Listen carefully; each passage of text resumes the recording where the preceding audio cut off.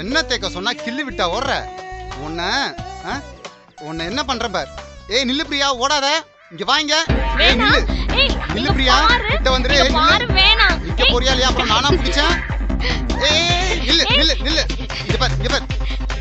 வேணா இங்க பாரு ப்ளீஸ். வேணா ஐயப்பா, ஐயப்பா வேணா. ஏய் விடு. என்ன பண்ற பார். ஏய் நில்லு பிரியா, ஓடாத. விடு சொல்றேன். ஏய் விடு விடு, வேணா.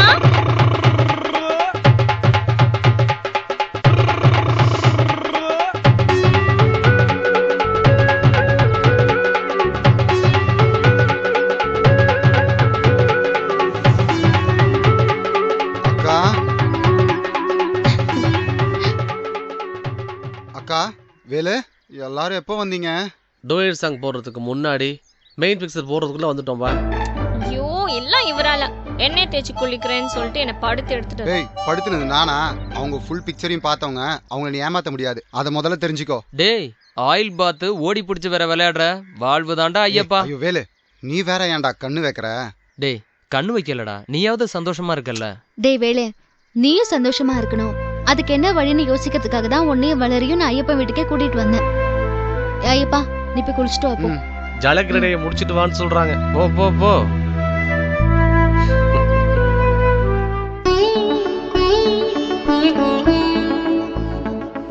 காஃபி அவ்வளவு பிரமாதமா இருக்காது, சுமாரா தான் இருக்கும். ஆமா ஆமா, காஃபி எல்லாம் சுமாரா தான் இருக்கும். ஆனா நல்லா எண்ணெய் தேய்ச்சி விடுவா. ஐயப்பா காஃபியை மூஞ்சில ஊத்துருவேன். இந்த ஊத்து ஊத்து குளிச்சுட்டா போது. என்ன குளிக்கிறதும் குளிக்கிறோம், எண்ணெய் தேய்ச்சி குளிச்சிருவோம். டேய் டேய் அடங்குடா, ரொம்ப ஓட்டாத அவளை. நீங்க எல்லாரும் வந்திருக்கீங்கன்னு தான் அவன் இப்படி ஓட்டுறான், ஓட்டிட்டு இருப்பான். ஆக மொத்தம் வீட்டுக்குள்ளேயும் வெளியிலயும் ஓடி பிடிச்சி விளையாடிக்கிட்டே இருக்கீங்கன்னு சொல்லுங்க. இப்பதான் வேலு முகத்திலயும் வளர் முகத்திலயும் சிரிப்பையே பார்க்க முடியுது. ஏன் அவங்களுக்கு என்ன பிரச்சனை? அந்த வீட்டுல எல்லாமே பிரச்சனை தான் ஐயப்பா. நீயும் உன் பொண்டாட்டியும் ஜாலியா சந்தோஷமா இருக்கீங்க. ஆனா நாங்க அந்த வீட்டுல சந்தோஷமா இல்லடா. என்ன கூட அம்மா பெருசா எதுவும் சொல்றது இல்ல. ஆனா வளருக்கு நிமிஷத்துக்கு ஒரு பேச்சு திட்டு. வளர் அண்ணா அசலா அந்நியமா, அப்பாவோட கூட பிறந்த தங்கச்சி பொண்ணு. சொந்த அத்தக்காரியா பாசம் காட்ட வேணாம், ஆனா துவேஷம் காட்டாம இருக்கலாம்ல. 1000 திட்டட்டும் பேசட்டும், ஆனா வீட்டுக்கு வந்தவளை கை நீட்டி அடிக்கலாமாடா ஐயப்பா. அத்தை என்ன அடிக்கட்டும் உதைக்கட்டும் கொல்லட்டும், அதெல்லாம் நான் வேணான்னு சொல்லல. அவங்களுக்கு அதுக்கு உரிமை இருக்கு. ஆனா அப்பா வந்த சமயம் பார்த்து அடிக்கிறது, புருஷ வீட்டுல தான் பொண்ணு அடி வாங்கறத எந்த அப்பனாலதான் தாங்க முடியும்? எங்க அப்பா என்ன அந்த கோலத்துல பார்த்து எவ்வளவு வேதனைப்பட்டு போயிருப்பாரு. ஏன் அது அத்தைக்கு புரிய மாட்டேங்குதுன்னு தெரியல. இவங்க கதை எப்படின்னா, விநாயக காயத்ரியோட கதை இவங்களை விட மோசம். இவங்கள முகத்துக்கு நேரா அம்மா கரிச்சு கொட்டி திட்டுறாங்க. ஆனா அவங்க 2 பேர்கிட்டயும் அன்பா இருக்கிற மாதிரி சிரிச்சு பேசி கழுத்துல நைசா கத்திய வச்சு சொருகிடுறாங்க. நம்ம 3 பேர்ல நீ ஒருத்தன் தாண்டா தப்பிச்சு சந்தோஷமா இருக்க, அது போதுண்டா. இதேதான் உங்க அண்ணன் விநாயகமும் டீ கடையில சொன்னாரு. எக்ஸாக்ட்டா இந்த வேர்ட் இல்ல, வேற வேர்ட், வேற வெர்ஷன். ஆனா நீங்க நினைக்கிற மாதிரி நாங்க ஒண்ணும் இங்க ஜாலியா சந்தோஷமா இல்லக்கா. டேய் ஐயப்பா, என்னடா புதுசா குண்டு தூக்கி போடுற? அக்கா அவன் சொல்றது நிஜம்தான். நாங்க இங்க ஓடி பிடிச்சு விளையாடுறோம், சிரிச்சு பேசுறோம், டூயட் பாடுறோம். இது எல்லாம் எங்களை நாங்களே ஏமாத்திக்கிறதுக்கு. பார்வைக்கு தான் நாங்க 2 பேரும் சந்தோஷமா இருக்கோம், ஆனா உள்ளுக்குள்ள அப்படி இல்லக்கா.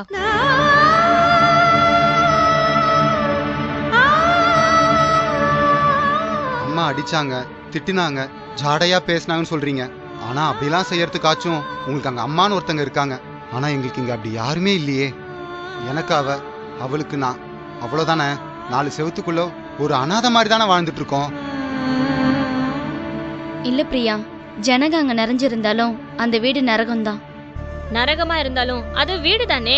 ஆனா இந்த வீடு சொர்க்கமா தெரிஞ்சாலும் இது வெறும் 4 சுவர், ஜெயில் தான்.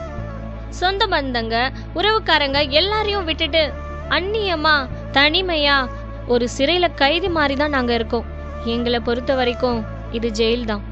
என்ன பெரிய உறவு? இவங்க அப்பாவோடைய தங்கச்சி எங்க அம்மா, சொந்த அத்தன்ற உறவு. ஆனா அந்த உறவு ஒண்ணு இனிக்கலையே, கசக்க தானே செய்யுது. வளரு, உறவுகளோடய பிறந்து வளர்ந்து வாழ்ந்து அந்த சலிப்புல நீ பேசுற. ஆனா பிறந்ததுல இருந்தே உறவுக்காக ஏங்கிட்டு இருக்கிறவனா 2 வருஷத்திலேயே அம்மா போயிட்டாங்க. ஏதோ மஞ்சக்கமாலையாம். அவங்க முகம் கூட சரியா எனக்கு ஞாபகம் இல்ல. என் அப்பா என் அம்மாவுக்கு வாழ்க்கை கொடுத்த புண்ணியவா. அவரை பொறுத்தவரை அவர் யாரோ நான் யாரோ. அப்புறம் பாலைவனத்துல திடீர்னு மழை பெஞ்ச மாதிரி அண்ணன் ஒரு புது உறவு. ஆனா அது முளைச்ச வேகத்திலே பட்டு போச்சு. என் ராசியோ துரதிருஷ்டமோ அந்த அண்ணன்காரனும் ஜெயிலுக்கு போயிட்டான்.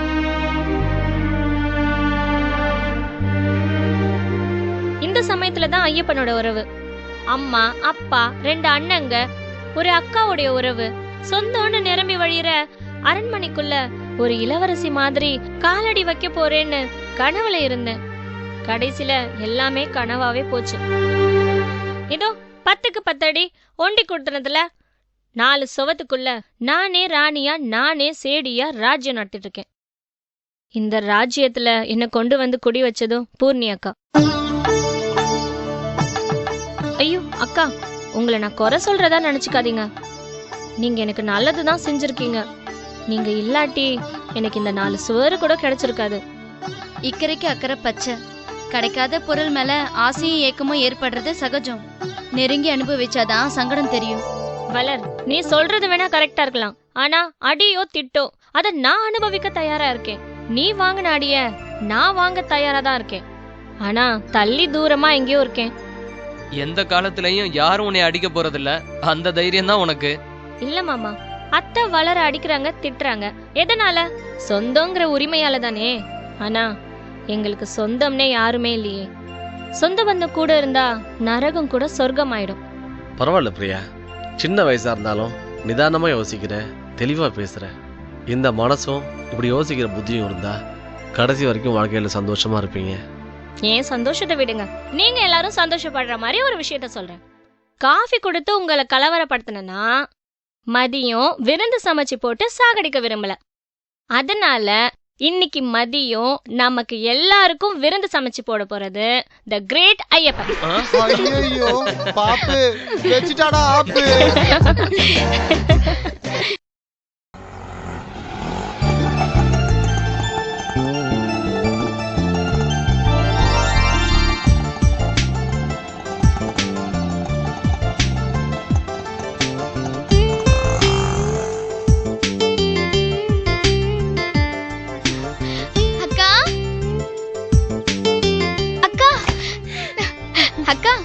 எப்பட வருவேன் நான் காத்துட்டு இருந்தேன்க்கா. எனக்கு 1 வீக் ஸ்கூல் லீவ் இருக்குக்கா. சோ இந்த லீவை ஓஹோன்னு கொண்டாட போறேன். என்னக்கா நீ மட்டும் தான் வந்திருக்க? மாமா எங்க? மாமா தானே, அவர் அப்பாவை ஹாஸ்பிட்டலுக்கு செக்அப் கூட்டிட்டு போயிருக்காரு. சாயந்தரமா அவர் வந்துருவாரு. அக்கா இப்பவே சொல்லிடுறேன், நீங்க இருக்க போற ஒவ்வொரு நாளும் தினம் என்ன ஒரு சினிமாக்கு கூட்டிட்டு போகணும். சினிமாக்கு கூட்டிட்டு போக வேண்டியது மாமாவோட பொறுப்பு. சாவிக்குட்டி, அவ இப்பதானே வீட்டுக்குள்ள வந்து நுழையிறா. வந்தது வராதுமா சினிமா டிராமான்னு தொணன்னு. நீ வாமா, வாடி. வா காயத்ரி, ஃபேஸ் வாஷ் பண்ணிட்டு வரேன், சாப்பிடலாம். வாமா காயத்ரி. ராஜி, பொண்ணையும் மாப்பிளையும் மறுபடியும் அனுப்பி வைக்க மாட்டாங்கன்னு பயந்துட்டு இருந்தியே, பிரச்சனை பண்ணாம அனுப்பிட்டாங்க தானே? அவங்க மட்டும் பிரச்சனை பண்ணியிருந்தா நான் விட்டுட்டு வந்திருப்பேனா? நல்லா கேட்டு சண்டை பண்ண ஒரு முடிவோட தாங்க போனேன். ஏன்னா நியாயம் நம்ம பக்கம் தானே இருக்கு. பொண்ணையும் மாப்பிளையும் மறுவீடு கூப்பிடுறதும் அப்படி கூப்பிட்டு அனுப்பி வைக்கிறதும் முறை சம்பிரதாயங்க. அதை மீற முடியுமா? இல்ல அனுப்பி வைக்க முடியாதுன்னு அவங்க சொல்ல முடியுமா? அதனாலதாங்க அந்த அம்மா இந்த விஷயத்துல வாலாட்டல. பணிவா மரியாதையா என்னை வரவேற்று நல்லா உபசரிச்சு சாந்தமா தாங்க பேசினாங்க. ஆனா அந்த சமயத்திலும் நாம அவசர அவசரமா கல்யாணம் செஞ்சு வச்சத குத்தி காட்டாம இல்லைங்க. அது அவங்க பிறவி குணம். அதெல்லாம் ஒரே நாள்ல மாறாது, நம்மளால மாத்தவும் முடியாதுங்க. ராஜி, மறுபடி கூப்பிட நான் கூட வரலையா? எங்க அதையே காரணம் காட்டி அந்த அம்மா ஏதாவது பிரச்சனை பண்ணுவாங்களோன்னு நான் பயந்தேன். அப்படி எதுவும் நடக்கல தானே? இந்த பாருங்க, பிரச்சனை பண்ணணும் அந்த அம்மா முடிவு பண்ணியிருந்தா நீங்க என் கூட வந்திருந்தாலும் அவங்க பிரச்சனை பண்ணிருப்பாங்க. ஏன் உப்பு சப்பு இல்லாத எத்தனையோ காரணத்தை அவங்க சொல்லிருக்கலாமே. ஆனா ஆனா இந்த விஷயத்துல நம்ம கூட சண்டை போடுறதுக்கு அந்த அம்மாக்கு மூடு இல்லையோ என்னவோ. அதான் எதுக்கு பிரச்சனைன்னு நினைச்சு நான் போய் கூப்பிட்டதும் மறுபேச்சு இல்லாம காயத்ரியும் கூட அனுப்பிச்சு வச்சுட்டாங்க. மாப்பிள்ள அவங்க அப்பாவை கூப்பிட்டு ஆஸ்பத்திரி போயிருந்தாரு. வந்ததும் சாயந்தரம் அனுப்பி வைக்கிறேன்னு சொல்லியிருக்காங்க. ஆமாங்க, மறு வீட்டுக்கு விருந்துக்குன்னு மளிகை சாமான் லிஸ்ட் போட்டு கொடுத்துட்டு போயிருந்தேனே. நீங்க சும்மா தானே உட்காந்துருந்தீங்க, போய் வாழ்ந்துருக்கலாம்ல. போங்க போய் வாங்கிட்டு வாங்க. சரிம்மா. அம்மா, அக்காவை வீட்டுக்கு கூட்டிட்டு வந்த சந்தோஷத்துல அப்பாவை ரொம்ப தான் விரட்டுறியே. உன் வேலையை பார்த்துட்டு போடி. அப்பாவை வரட்டக்கூடாதுன்னு நீ சொன்னீங்கன்னா அவருக்கு மேல போய் மளிகை சாமான் வாங்கிட்டு வா போ. ஐயோ, எனக்கு படிக்கிற வேலை இருக்குப்பா. அதானே பார்த்தேன். நான் வேலைன்னு சொன்னா உனக்கு படிக்கிற வேலை இருக்குமே.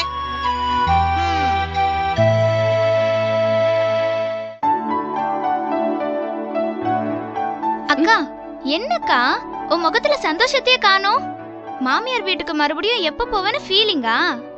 அங்க இருக்கிறவங்க எல்லாம் ரொம்ப மிஸ் பண்றியா? வேணும்னா சொல்லு, அங்க இருக்கிறவங்க எல்லாரையும் ஃபோன் பண்ணி இங்க வர சொல்லிடுவோம். ஃபோன் பண்ணா எல்லாரும் இங்க வந்துருவாங்களா? முதல்ல என் வீட்டுக்காரர் இங்க வராரான்னு பாரு. என்னடி காயத்ரி சொல்ற? ஏன் உங்க வீட்டுக்காரர் இங்க வரமாட்டாரா? சாயந்தரம் வந்துருவாரு தானே? இல்லம்மா, எனக்கு என்னமோ சந்தேகமா தான் இருக்கு. என்னடி சந்தேகம்? முறையா நாங்க வந்து கூப்பிட்டு தானே வந்திருக்கேன். உன் மாமியாரும் மூஞ்சிய காட்டாம சந்தோஷமா தானே அனுப்பி வச்சாங்க. அவங்க எந்த பிரச்சனையும் பண்ணாம சண்டை போடாம சந்தோஷமா அனுப்பி வச்சதுனால தான் எனக்கு சந்தேகமே வருது. என்னடி சொல்ற? ஆமாமா, எங்க அத்தையோட பேச்சு செயல் அத்தனையுமே வேஷம் நடிப்புமா. உன்னால அதை புரிஞ்சுக்க முடியலையா?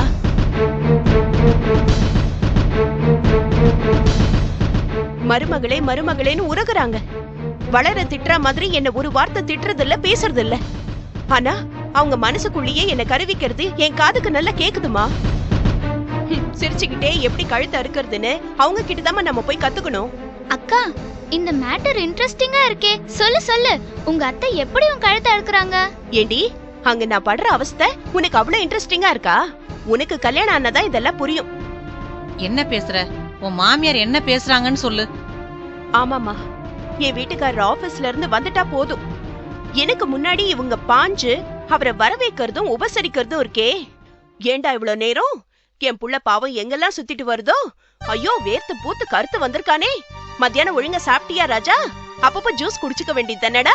முந்தானையால அவர் முகத்தை தொடச்சு விடுறதும் தலைய வருடி விடுறதும்.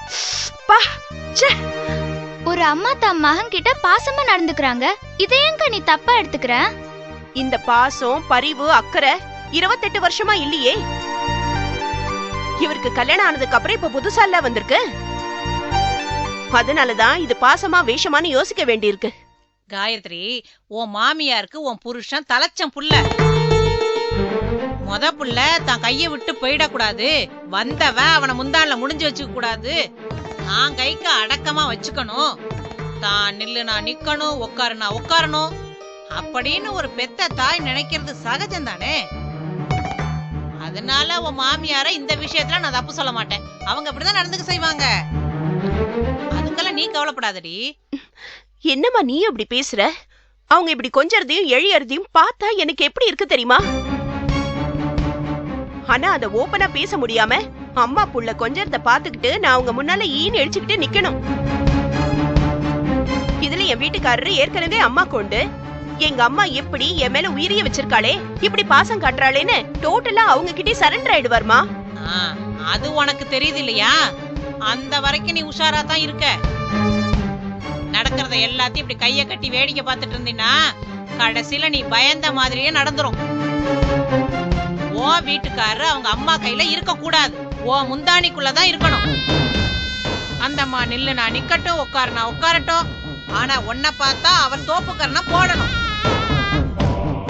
ஆக மொத்தம் மாமா சுதந்திரமா இருக்க கூடாது, அம்மாவுக்கும் வைஃபுக்கும் அடிமையா தான் இருக்கணும், அதானே? ஏய், நீ குறுக்க பேசாத. இந்த பார் காயத்ரி, உன் புருஷனை உன் இஷ்டப்படி மாத்துறது உன் கையில தான் இருக்கு. அப்போ அக்காவை நடிக்க சொல்றியா? ஆமா, அவ மாமியார் நடிக்கிறப்ப இவன் நடிக்கிறதுல என்னடி தப்பு இருக்கு? ஆமா ஆமா, யுத்தம்னு வந்துட்டா எதிரி ஆயுதத்தோட இருக்கிறப்போ நான் வெறும் கையில தான் சண்டை போடுவேங்கிறது முட்டாள்தனம். இத பார் காயத்ரி, நீ எப்போதும் மாப்பிளைய தேடி போக கூடாது, அவர் தான் உன்னை தேடி வரணும். மாப்பிள்ள உன்னை பார்த்து ஈன்னு இழிக்கிறாரா, இழையிறாரா, உடனே பதிலுக்கு நீ ஈன்னு இழிச்சிடக்கூடாது. அந்த சமயத்துல தான் நீ விலகி போகணும், தள்ளி போகணும். உன்னை பார்த்து ஈன் இழிக்கிறாரா, இழையிறாரா, உடனே பதிலுக்கு நீ ஈன் இழிச்சிடக்கூடாது. அந்த சமயத்துல தான் நீ விலகி போகணும், தள்ளி போகணும். ஆமா ஆமா, வண்டு தான் மலர தேடி வரணும். சி வாய் மூடு, வண்டு மலருன்னு. காயத்ரி, மாப்பிள்ள ஆசையா உன்கிட்ட வராரா, 4 வார்த்தை பேசணும்னு நினைக்கிறாரா, அவரை நல்லா முறைச்சு பார்த்து அரை மணி நேரம் எதுவுமே பேசாத. ஐயோ நம்ம என்ன தப்பு பண்ணோம், எதனால இவளுக்கு கோவம்னு மாப்பிள்ள குழம்பி போய் தவிச்சு போயிடணும். இந்த ஐடியா ரொம்ப டேஞ்சரா இருக்குமா. அக்காவுக்கு நம்மள பிடிக்கலன்னு மாமா தப்பா நினைச்சிட்டாருன்னா? ஏண்டி உங்க அக்கா என்ன ஆயுசு புறாவா பேச வேண்டான்னு சொன்னேன், அரை மணி நேரம் பேசாதேன்னு சொன்னேன், அப்புறம் பேசட்டும். அரை மணி நேரமா? ஏன் பேசலன்னு மாமா காரணம் கேட்டா காரணத்தை சொல்ல வேண்டியதான். உங்க மேல எனக்கு கோவங்க அப்படின்னு சொல்ல வேண்டியதான். அதான் எதனால கோவம்? நீங்களே உங்க மனசாட்சியை தொட்டு பாருங்க, உங்களுக்கே அது புரியும் அப்படின்னு பொத்தாம் பொதுவா அடிச்சு விட வேண்டியதான். மாமா உங்க அம்மா பேச்ச கேட்கணும், அப்புறம் மனசாட்சி பேசுறத கேட்கணும். எப்பதான் அக்கா பேசுறத கேட்பாரு? கேட்க வைக்கணும்டி. இந்த பாரு காயத்ரி, இப்ப நான் சொன்னது ஒரு சாம்பிள் தான். இது மாதிரி 1000 இருக்கு. இதெல்லாம் நான் அப்பப்ப உனக்கு சொல்லித்தரேன். இதெல்லாம் நீ ஃபாலோ பண்ணனா மாப்பிள்ள கடைசி வரைக்கும் ஓம் பேச்சதான் கேட்பாரு. ஆமாங்கா, அம்மா சொல்றத நல்லா கேட்டுக்கோ. அப்புறம் மாமா ஆயுசுக்கும் உன் பேச்சதான் கேட்டு நடப்பாரு. நம்ம அப்பா மாதிரி. ஏய் ஒண்ணு அடி வாலடி.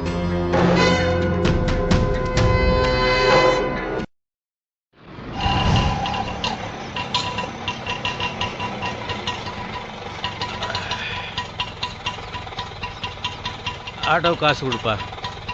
இந்தாங்கண்ணே. ஓகேங்க சார். அப்பா, நான் சொன்னதெல்லாம் ஞாபகம் இருக்குல்ல? நீ சொல்லாட்டியும் நான் அதை தான்ப்பா சொல்லுவேன். நீ என் புள்ளடா. நீ நல்லா இருக்கணும்னு நான் நினைக்க மாட்டேனா? உன் வாழ்க்கையில் இனிமே எல்லாம் நல்லபடியாக நடக்கும். தேங்க்ஸ்ப்பா. என்னமோ தெரியல, கல்யாணத்துக்கு முன்னாடி வரைக்கும் அம்மா அம்மாவா தான் தெரிஞ்சாங்க. கல்யாணத்துக்கு அப்புறம் கணக்கு டீச்சர் மாதிரி கண்ணுக்கு தெரியுறாங்கப்பா. எதை சொன்னா ஏத்துக்குவாங்க, எதை பேசினா எகிருவாங்க, எதை தப்பு சொல்லுவாங்கன்னு ஒண்ணுமே புரிய மாட்டேங்குதுப்பா.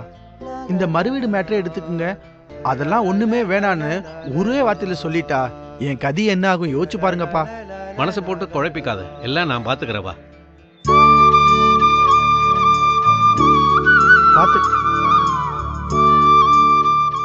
வாங்க வாங்க, எல்லா வேலையும் முடிஞ்சிடுச்சாப்பா? டாக்டர் என்ன சொன்னாங்க? கவலையே படாதீங்கம்மா, அப்பா நல்லா இருக்காரு. இசிஜி எக்கோ இதெல்லாம் எடுத்து பார்த்தாச்சு. என்ன ஒண்ணு, இந்த சுகரை மட்டும் கண்ட்ரோலா வச்சுக்கணும்னு திரும்ப திரும்ப 4 தடவை சொல்லியிருக்காங்க. மத்தபடி அப்பா பீம புஷ்டி பயிலுவான் தான், நோ டவுட். அப்பாடா, என் மனசு இப்ப எவ்வளவு நிம்மதியா இருக்கு தெரியுமா? டேய் விநாயகம், இந்த வீட்டுல இத்தனை பேர் இருந்து என்னப்பா பிரயோஜனம்? நீ இல்லன்னா இந்த வீட்டுல ஒரு வேலையும் நடக்காது. இந்த வீடே வீடாவே இருக்காதுப்பா. தேங்க்யூமா, தேங்க்யூ. அம்மா, சாப்பாடு ரெடியா இருக்காமா? அப்பாவுக்கு டயத்துக்கு சாப்பாடு கொடுக்கணும்னு டாக்டர் சொல்லியிருக்காருமா. ஃபுட்ல ஃபைபர் ஐட்டம்ஸ் நிறைய சேர்த்துக்கணும்னு சொல்லியிருக்காரு. இன்னும் ஃபைபர்னா நார் சத்து. அம்மா, தப்பி தவறி எண்ணெயை மட்டும் கண்ணுலே காட்டிட்டாதம்மா. இது உன் அப்பா கிட்ட சொல்லு, இனிமே நீ சொன்ன மாதிரி சமைக்கிறேன்டா. என்னங்க, இனிமே சாப்பாட்டுக்கு ஊறுகாய் கொண்டா, அப்பளம் கொண்டா, அதை கொண்டா, இதை கொண்டான்னு என்ன தயவு செய்து கேட்காதீங்க. அப்படி போடு. காயத்ரி, காயத்ரி. காயத்ரி வீட்டுல இல்லையப்பா. ஏன், எங்கேமா போனா? அதை ஏன் கேக்குறேன்? நீ ஹாஸ்பிட்டல் போன அடுத்த நிமிஷமும் உன் மாமியார் கறி வாசல் வந்து நின்னாங்க. என்னங்க திடுப்புன்னு வந்து நிக்கிறீங்கன்னு கேட்டா, மாப்பிள்ளையும் பொண்ணையும் மறு வீட்டுக்கு கூப்பிடறதுக்கு வந்திருக்கேன்னு சொன்னாங்க. மை காட், அதுக்குள்ளே வந்துட்டாங்களா? அதுக்குள்ளனா அவங்க வரப்போறாங்கன்னு உங்ககிட்ட முன்னாடி சொன்னாங்களாப்பா? இல்ல இல்ல இல்ல, நோ நோ நோ. என்கிட்ட எப்படி சொல்லுவாங்க? நான் தான் இங்க இருக்கேன்ல. என்னம்மா நீ? அது வந்து எப்படியும் கல்யாணம் முடிஞ்சா மறுவீடுன்னு ஒரு சடங்கு இருக்கே, வரப்போறாங்களே, அனுப்ப சொல்லி கேட்க போறாங்களேன்னு வந்து அதுதான் வந்து கேட்டாங்களா? அப்ப சரி. ஆமா விநாயகம், என்னதான் முறை தவறி கல்யாணம் பண்ணிருந்தாலும் இது எல்லாத்தையும் நாம விட்டு கொடுத்துட முடியுமா? அதனாலதான் சரி போயிட்டு வாமா நானும் அனுப்பி வச்சுட்டேன். அனுப்பிட்டீங்களா? அவளை மட்டும் தனியாவா? என்னமா அது? என்ன விநாயகம், பொண்ணு மாப்பிள்ளைய கூட்டிட்டு போகணும்னு அவங்க ஆசையா வந்து கேட்டாங்க. நீ வீட்டுல இல்ல, அப்புறம் வாங்கன்னு அவங்கள நான் எப்படி அனுப்பி வைக்க முடியும்? அதான் வந்ததுதான் வந்துட்டீங்க, உங்க பொண்ணையாவது கூட்டிட்டு போங்கன்னு அனுப்பி வச்சுட்டேன். பரவாயில்ல விநாயகம், நீ என்ன தனியா போக தெரியாதவனா? அது ஓகேப்பா, ஆனா என்ன பேச்சு பேசுறீங்க? தனியா யாராவது போவாங்களா? அந்த அம்மா அவங்க வீட்டுக்காரோட வந்து திரும்ப வந்து விநாயகத்தை கூப்பிடணும். அதுக்கப்புறம் தான் இவன் போவான்.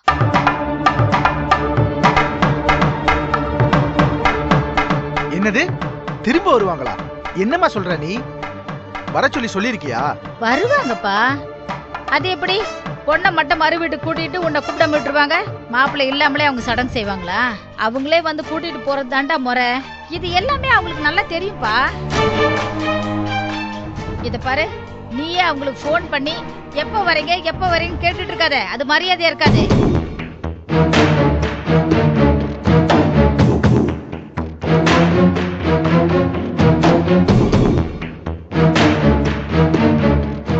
அவங்க வரேன்னு சொல்லியிருந்தாங்கன்னா எப்ப வரேன்னு சொல்லிருப்பாங்கல்ல. டேய் சொல்லலப்பா, ஆனா வரேன்னு சொன்னா கண்டிப்பா வருவாங்க. நீ போய் முதல்ல கை காலை கழுவிக்கிட்டு வா, சாப்பிடலாம். போடா, சாப்பாடு ஆறிட போ. விநாயகம், ஒரு நிமிஷம் இரு. உன் போனை கொஞ்சம் கூட. அரிசிக்கார அரிசி கொண்டு வரேன்னு சொன்னாரு, இன்னும் கொண்டு வரல. போன் பண்ணி சொன்னா கொண்டு வந்துடுவாரு. ஹலோ அம்மா, என்னப்பா அது? நான் ஒண்ணு நினைச்சா அம்மா டோட்டலா வேற மாதிரி செஞ்சு வச்சிருக்காங்க. மறுவீடு அழைக்கிறதுக்கு ஒரு தடவை தான் வருவாங்க. எனக்காக எப்படிப்பா இன்னொரு தடவை வருவாங்க? அப்படி வர சொல்றதும் நியாயம் இல்லப்பா.